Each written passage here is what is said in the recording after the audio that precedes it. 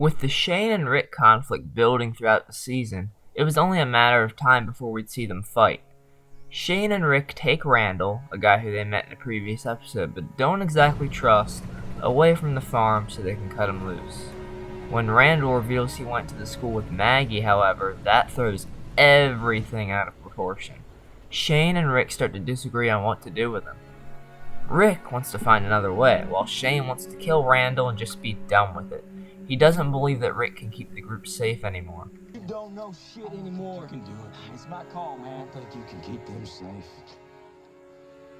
This starts their fight, and it is a blast to watch.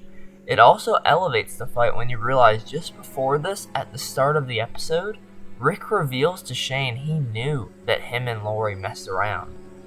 It makes the fight have a lot more weight to it, and our B story this episode takes place on the farm, where Beth starts to become suicidal after the barn incident. Lori tries telling her that she still has a lot to live for, while Andrea says it's simply her choice and that the group shouldn't interfere. This leads to Beth cutting her wrists, but thankfully Maggie steps in to comfort her. It's not the most interesting thing to mix in with the intense fight we've got going on with Rick and Shane, but it allows the viewers to breathe.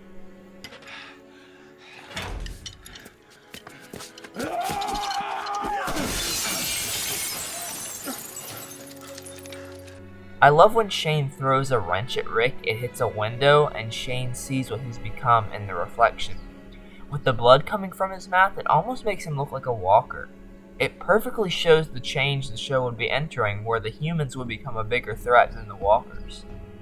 Another thing that's great about this episode is that Rick initially starts to leave Shane behind.